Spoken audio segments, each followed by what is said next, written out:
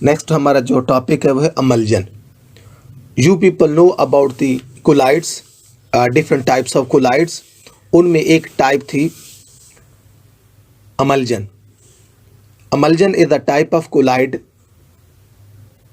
where dispersion medium and dispersed phase both are liquid. For example, oil in water and water in oil. These are two examples. जो अमलजन होते हैं इनके जो drop का size है is greater than sol particle, एक बात। और दूसरी बात, जो अमलजन पार्टिकल है या जिसको हम ड्रॉपलेट कहते हैं, they can be seen by common microscope.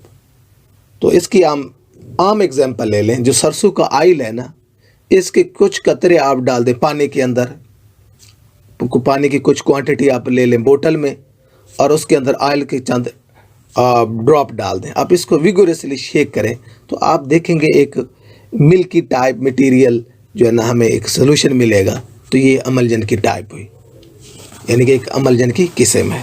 अब इसकी जो टाइप्स हैं, number 1 oil and water, number 2 water and oil. Oil and water का मतलब है कि ऑयल जो है वो स्मॉल क्वांटिटी में है और जो वाटर है वो लार्ज क्वांटिटी में है। तो इसमें डिस्पर्स जो फेज है वो ऑयल है और डिस्पर्जन मीडियम वो वाटर है। इसकी एग्जांपल मिल्क हो गया, वेनिशिंग क्रीम हो गई।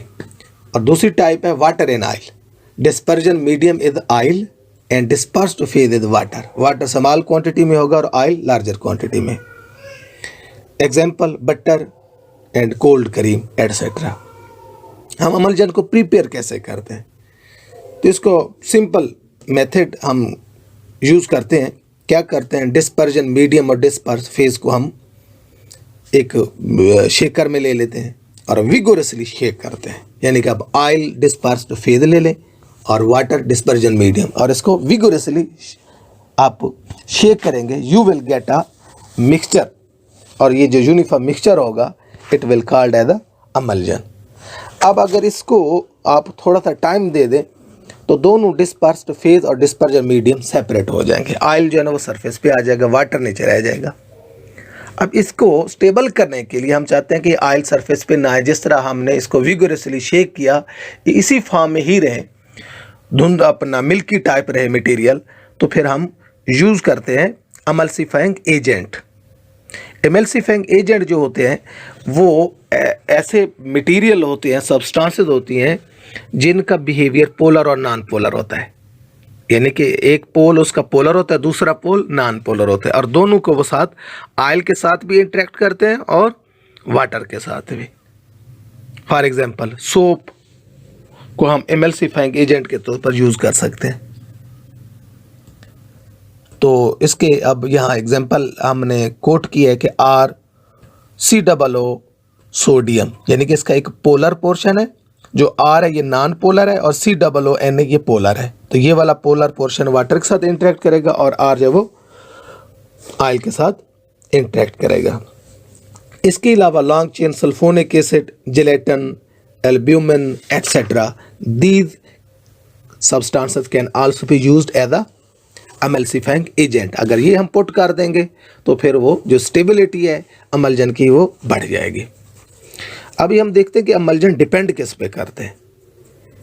अमलजन जो है कि एक तो नंबर 1 जो है वो ये है कि रिलेटिव अमाउंट, रिलेटिव प्रोपोर्शन, जो आप 2 कंपोनेंट यूज़ करें, एक ऑयल है और दूसरा वाटर है, 2 कंपोनेंट है।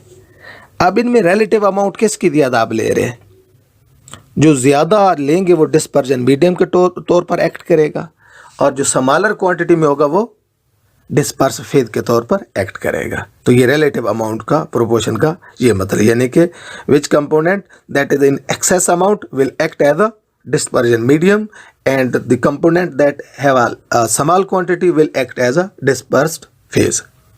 नंबर 1 जो है relative proportion। और number 2 nature of emulsifying agent. अब जो आप स्टेबल करने के लिए, अमलजन को स्टेबल करने के लिए एमल्सिफाइंग एजेंट यूज़ कर रहे हैं। अब हमने देखना ये है कि एमल्सिफाइंग एजेंट जो डाल रहे हैं वो किस कंपोनेंट में ज़्यादा सॉल्युबल है।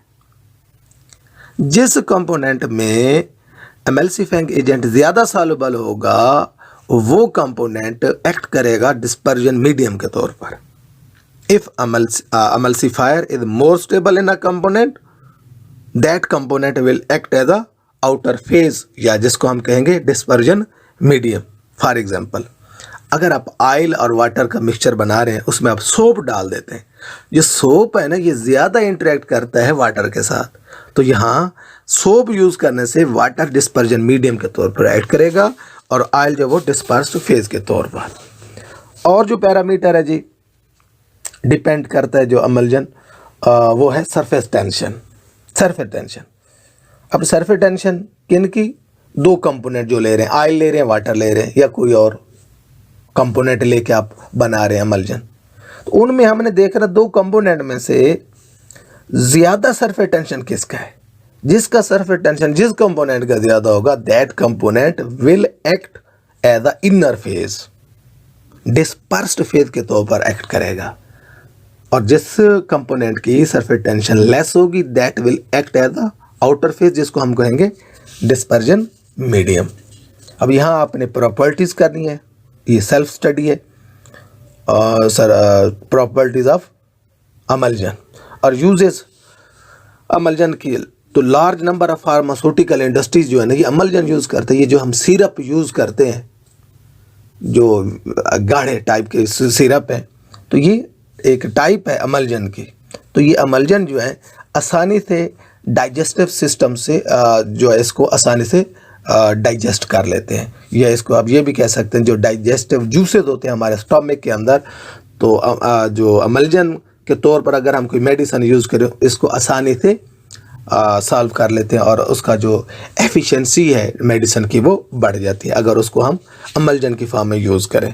और इसी तरह जो हम जो कपड़े धोते हैं सोप यूज़ करते हैं, सो अगर कोई मिल्की मटेरियल, कोई डस्ट मटेरियल या कोई ऑयल मटेरियल हमारे कपड़ों के साथ लगा है तो हम सोप यूज़ करते हैं। ये भी एक एमल्सिफाइंग का प्रोसेस है, यानी कि cleansing action of soap is due to the emulsification of oil material by the help of soap solution.